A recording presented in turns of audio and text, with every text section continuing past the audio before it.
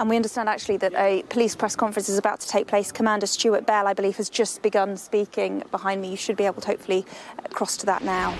And afterwards, I won't be taking any questions, and if I do, I'll be referring back to the information in the statement, purely because this is a very fast-moving incident, and we will, of course, share as much information as we can when we get the detail and we can share it. You will be aware that a serious incident occurred here at this location this morning. Police and ambulance services were called and deployed to a number of casualties. It is with great sadness that I confirm that one of those injured in the incident, a 13-year-old boy, has died from their injuries. He was taken to hospital after being stabbed and sadly died a short while after. The child's family are being supported, firstly by my local officers and now with some specialist officers, and everyone across the Met is keeping them in our thoughts at this unimaginably difficult time. The events of this morning are truly horrific, and I cannot even begin to imagine how those affected must be feeling. My thoughts are with the injured, their families and the wider community as we all begin to come to terms with what has happened and try to understand what has happened here. I know that there will be clearly and understandably a desire for answers and an explanation as to what happened. Our investigation is in its very early stages, and my officers are working right now to establish the full facts as a priority, and we will share what we can when we can with the wider community and, of course, with yourselves. A 36-year-old is currently in custody. He was tasered here at the scene and arrested 22 minutes after the first call was made to police shortly before 7 a.m. this morning. I want to confirm at present that we do not believe there is any ongoing threat to the wider public, and we're not seeking any other persons. The incident does not appear to be linked to any act of terrorism. We know now that during the incident, 5 people were injured, 3 members of the public and 2 of my local officers who were responding to the call. 2 of those members of the public remain in hospital. Thankfully, their injuries are not believed to be life-threatening. The 2 Met police officers are also currently in hospital with stab wounds. Both require surgery and have significant injuries, but we believe at this stage that they were not life-threatening. I commend the incredible bravery of not just the police officers but the other emergency responders who came to this scene this morning. I would ask anyone with information or any footage that would help us with this investigation to share that and call 101, please. I know the families of those involved, the local and wider community, and many across London will want to know why this terrible incident occurred. And it's our job to find that out, and we will.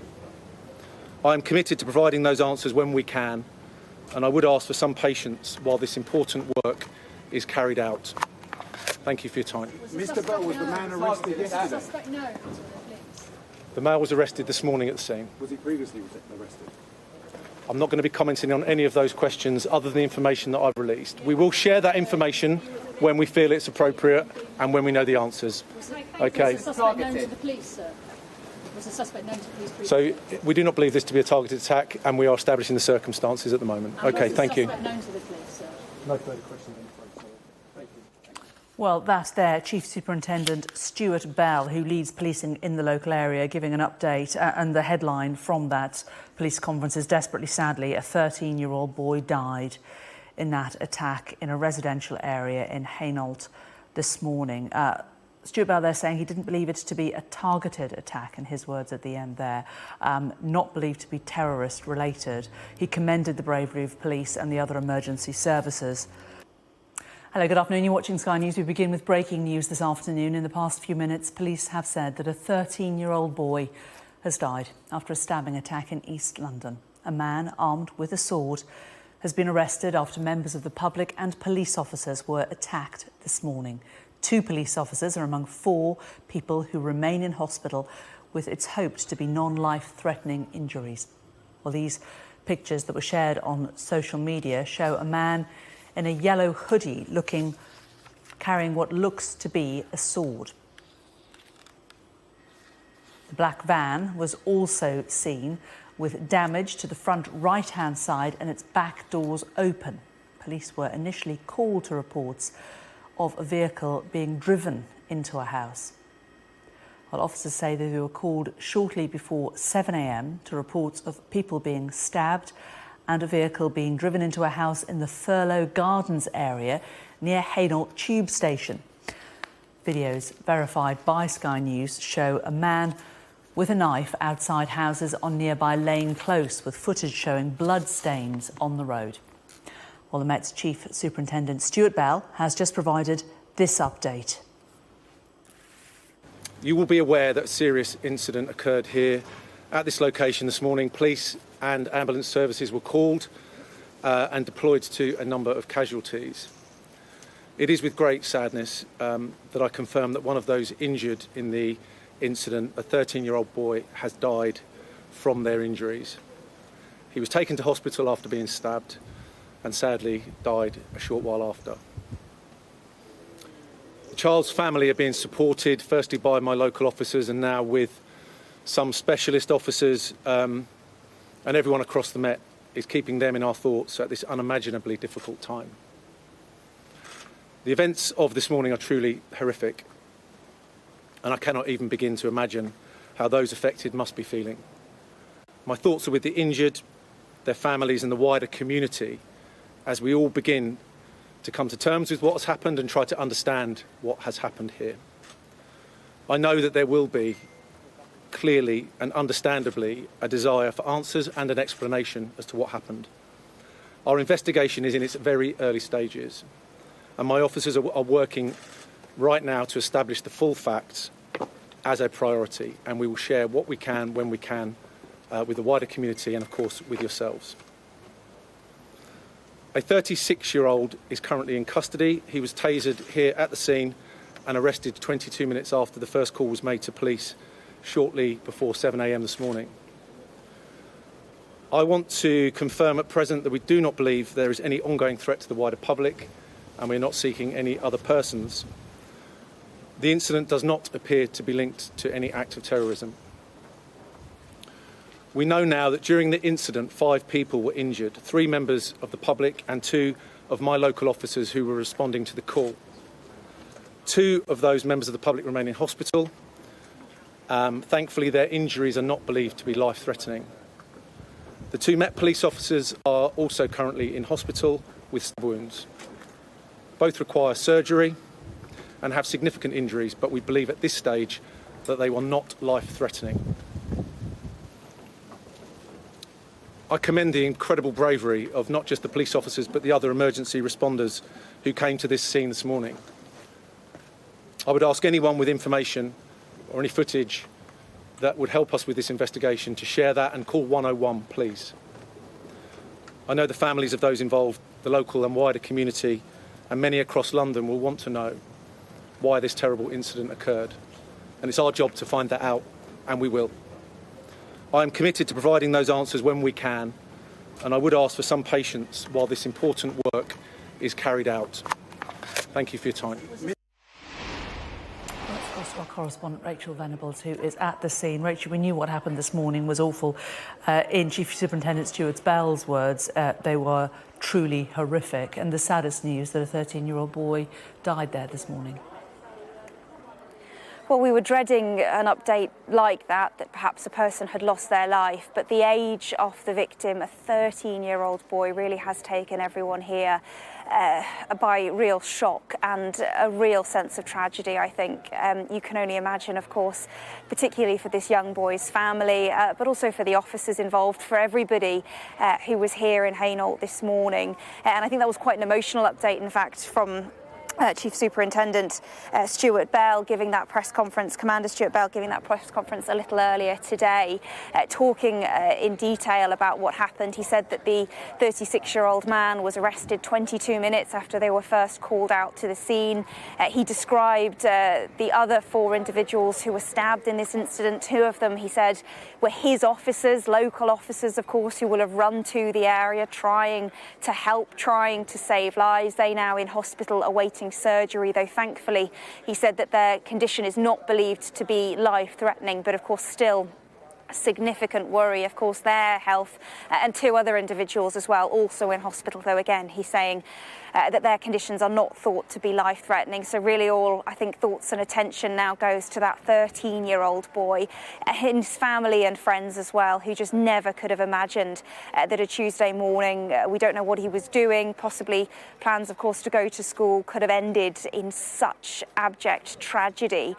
He talked at the end, of course, about trying to reassure the public that he will get to the bottom of this, and that is very much the focus now of the police. Of course, it is a murder investigation. We have to remember this has become, and that adds to the seriousness of the work that they have to do in gathering evidence, in speaking to witnesses, in trying to understand what led to this, but also what happened during those 22 minutes between the police being called and an individual being arrested. And he asked for the public's patience at this time. He said, well, they tried to do that really critical investigative work, which now will be driving them, while at the same time he said the family of this 13-year-old boy is being supported.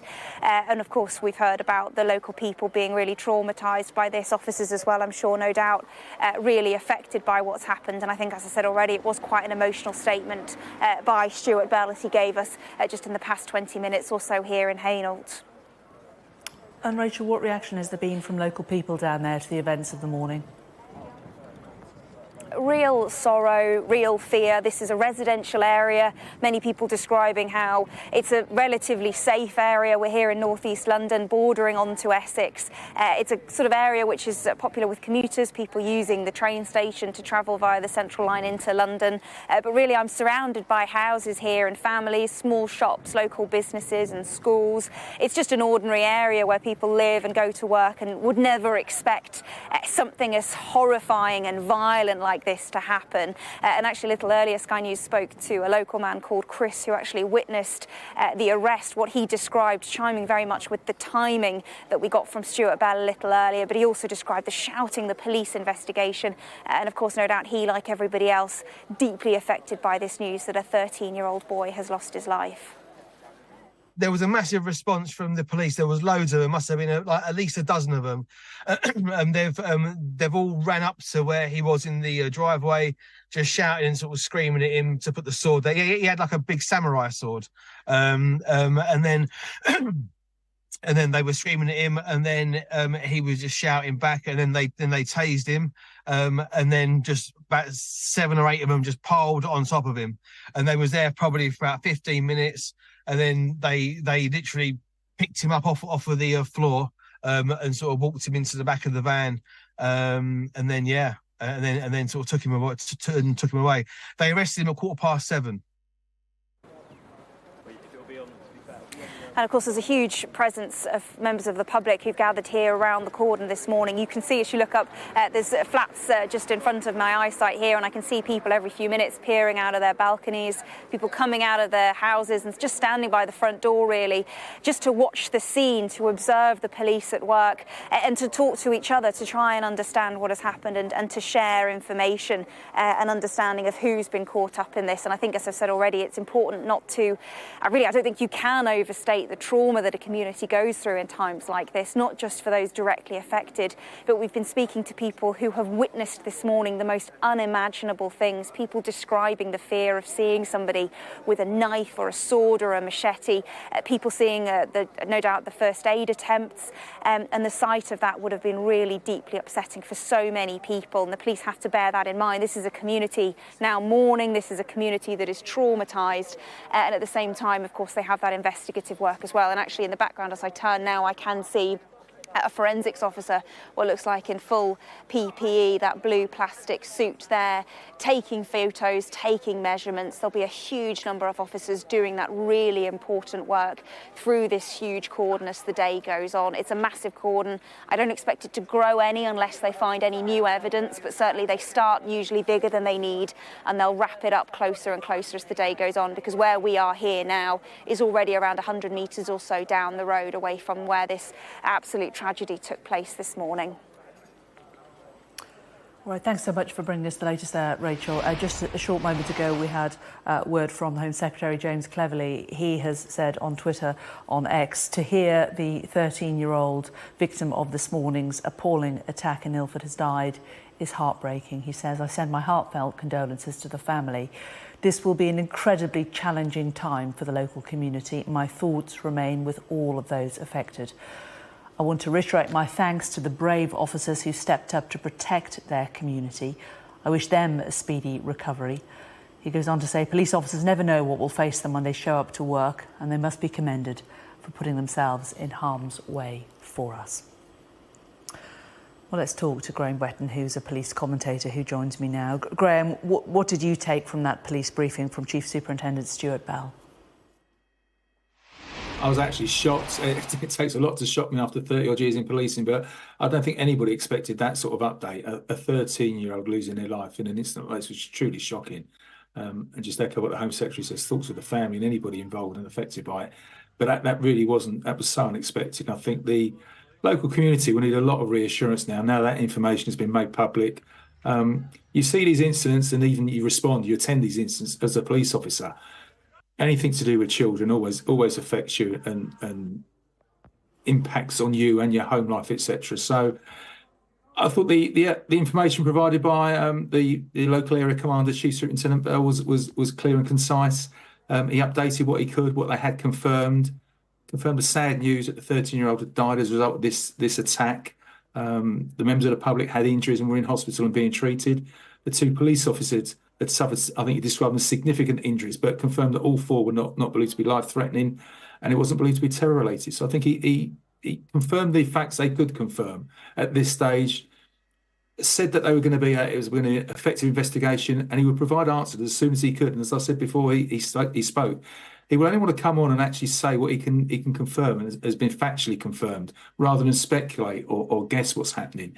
So this will be now a slow-paced investigation. It's a murder investigation. So they will take their time on this large area to gather all the evidence they can, speak to witnesses, speak to anybody that's got information at all. You heard the appeal for any sort of like footage that anybody's got to ring 101 and provide it to the police so they can build as full a picture as they can. Because the one question that always comes out from any of these incidents is, apart from how this has happened, is why it's happened. It's the motive, the reasoning behind something like this, something so tragic and awful as this incident where a 13-year-old's lost their life. Why has this happened? That'll be the big question that the investigation team will want to answer.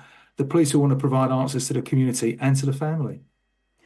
At the end of that press conference, Chief Superintendent Stuart Bell said it was not believed to be a targeted attack. What does that mean?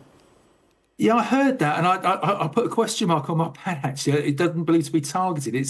That was a strange, for me, it was a strange choice of words. I'm not sure what he actually meant by that. It's almost like and I'm not sure what he means by not targeted. Did he mean that the address wasn't targeted, or maybe the 13-year-old wasn't targeted? I'm going to go down that road. I think he probably means it wasn't targeted on the 13-year-old from initial statements or initial information that they've got. But I made a note on my pad about the not believed to be a targeted attack. So maybe he's referring to the 13-year-old. He doesn't believe the 13-year-old was a target of the attack. But again, that will be expanded once they can confirm exactly and answer that why question as to why this has taken place. And maybe it was a slight hint towards that reference. It wasn't targeted towards a 13-year-old, but sadly, 13-year-olds lost their life as a result of this attack.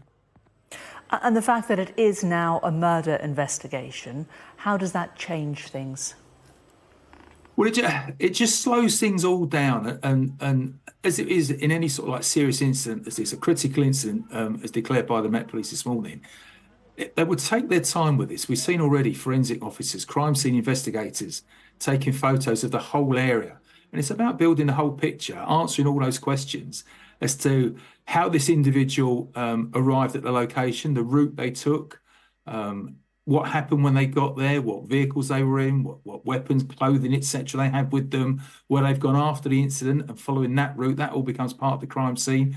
It's just a very slow-moving process, but the murder investigation is a detailed and thorough crime scene investigation. That's why you've seen such a large cordon put in place with officers on the cordons and securing that so that the very slow, painstaking investigation can now be started and will take a good few hours to go through. They will not rush this. They will want to get as much information and evidence as they can, and it comes down to, again, either dash cam footage, doorbell footage, speaking to people. You've seen how much of a residential area this is.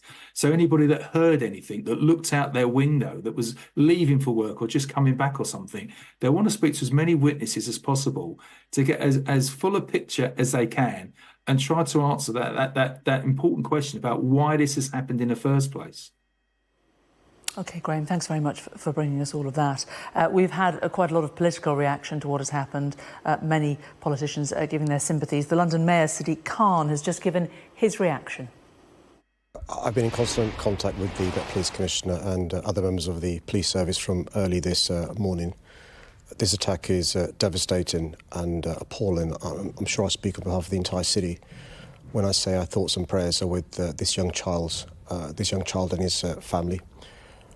What I do know is that the police and emergency services responded very quickly to the call-out from members of the public. The police and other emergency services were well aware this was a dangerous man with a sword. They ran towards him, not thinking about their own safety, to protect other members of the public. In addition to this child losing his life, 2 members of the public have been injured. They were both taken to hospital. 2 police officers have been very seriously injured, are in surgery now. It shows the dangers our police officers face every day, and can I thank them as well for their bravery. Yeah, what do you think of the police officers' actions? Well, I know from speaking to the Commissioner and other members of the Met Police Service that they were well aware this was a dangerous man. They were aware he had a big sword. They were concerned about the safety of members of the public. They were aware they're risking their own personal safety, and it breaks my heart, not only that this child has lost his life, but 2 members of our emergency services have risked their own safety to make sure others weren't injured as a consequence of this man's actions. And I think it demonstrates to all of us the everyday bravery of police officers in London and indeed across the country. You say you've been in touch with the Met Commissioner, Mark Rowley, constantly through the morning. What has he been telling you, or what has he been able to tell you about how events unfolded and how the investigation's going? Well, the key message to local residents is if they've recorded on their doorbell or on their phone anything that happened, please pass it on to the police.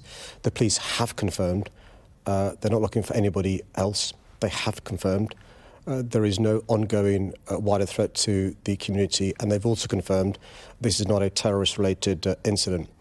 Members of the public, not unreasonably, will be quite scared in that community in Hainault. I know it very well. It's a tight-knit community.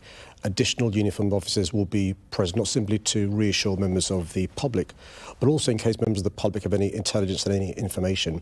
I'd encourage members of the public in Redbridge to ring 101. If they have information, they can ring Crime Stoppers. And I appreciate how terrifying this was. They can also contact victim support, who will provide assistance to those residents who will be traumatised, I'm sure, by what happened this morning. I mean, you talk about the local community there. It is, I mean, it's truly shocking, isn't it, that this can happen early morning on the streets of London, someone with a sword going door to door, it seems. Well, I'm keen not to talk about the actual incident for obvious reasons you'll appreciate, but I've been in touch with the leader of the council, Councillor Jazz Athwell, the excellent local member of Parliament at Wes Street, and both of them are as shocked as I am. Both of them have talked about how wonderful this community is. They're sure this community will come together, and the entire community, like London, is sending their thoughts and prayers to this child and his family. What reassurance can you give, or will the police be giving on the ground over the coming days? Well, the area commander has already disclosed as much information as he can at the moment. People will be aware an arrest has been made. There could well be a charge and a trial. We'd all kick ourselves if we inadvertently said things during the course of today that could prejudice that trial. The really important thing for members of the public in Hainault and Redbridge is there are no ongoing threats to members of the public because an arrest was made swiftly by our police. This isn't being treated as a terrorist-related incident, but not unreasonably. Members of that community will want reassurance. That's why there will be additional police officers present during the course of the day and the course of the next few days. It's worth just all of us reflecting on the loss of life. This is a child. This is a family that will be grieving, that are bereaving. The police have reassured me. Not only are there specialist officers there with them this morning, but there will be experienced family liaison officers helping them during this really difficult time. This attack comes just a couple of days before the London mayoral election, and central to that campaign has been the issue of knife crime, with your opponents saying it is out of control in London, and you haven't done enough? You know, since I received the first phone call, I've not thought about the election. Genuinely, this really isn't about the election. There is a family who've lost a child, and I think that should be where our focus is. I'm reassured that an arrest was made quickly. I'm reassured there's no ongoing threat. We've got 2 officers who are in surgery right now. That should be our focus, rooting for their well-being, and those other 2 members of the public. London Mayor Sadiq Khan there giving his initial reaction to what has happened in Hainault this morning in East London. If you tune into the UK tonight at 8 p.m. this evening, there's going to be a special programme on knife crime with Sarah Jane Mee. That is at 8 o'clock this evening.